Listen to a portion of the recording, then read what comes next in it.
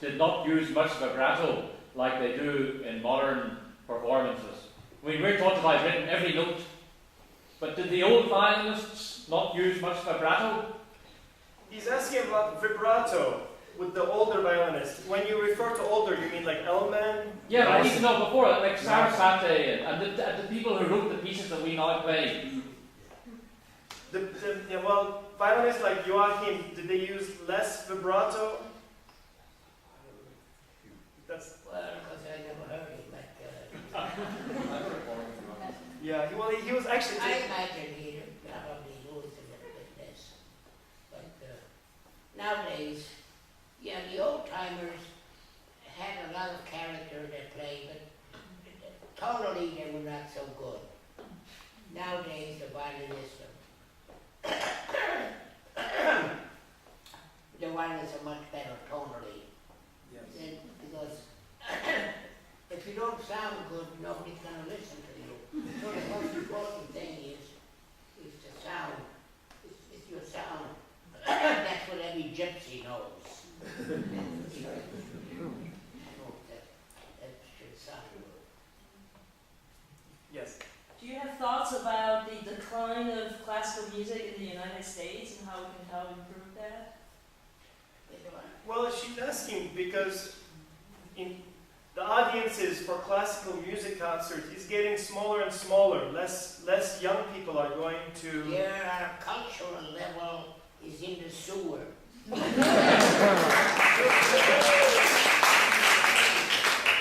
that TV, you know, Internet. is placed at the lowest level.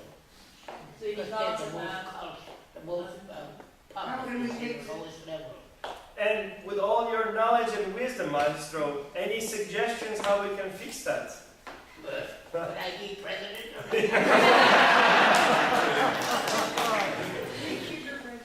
Yeah, I would, yes.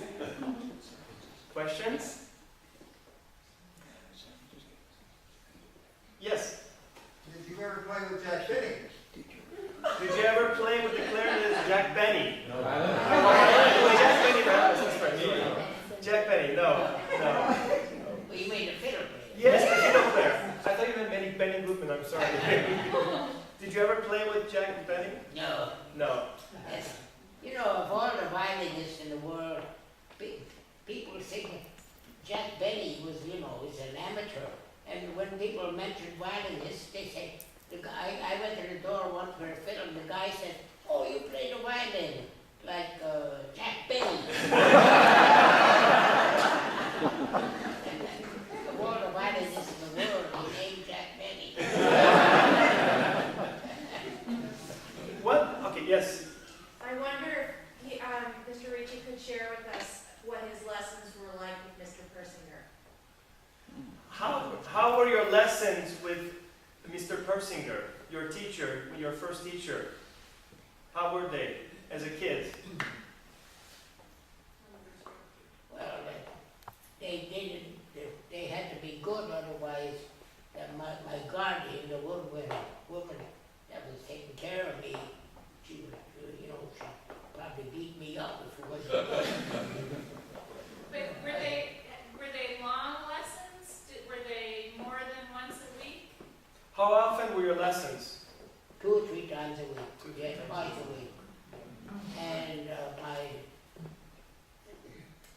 Persinger's assistant, who was my guardian at the time, used to write down, she wrote down every correction he made. And then she coached me at home. And so that was, whatever correction he made, it was taken care of. The next lesson I didn't make the same mistake. So I had very good, I had a very good grounding, which is important, because most kids don't have a good one. Why? Because they don't know how they don't know how to practice. You know. How I was it? had somebody who practiced with me. So if you have a little kid with talent and you practice with him, then he's going to make very fast progress. Otherwise, he only makes progress on his next lesson. yeah. Not at home when he's practicing, because he doesn't know how to practice. how was the lesson programmed? Did it start with scales, then exercises, and then the piece, or would it? What was the structure of the lessons? I mean, did you start working on scales first? I did some, yes, some, not very much. Technical. It wasn't until I was about 16, 17, 18 years old that I started to play, difficult words, like Paganini and so on. Most people don't get technique because they don't like to practice what is unpleasant. It's not pleasant to practice stuff that's a little bit too difficult for you. And that's the only way you can grow, is to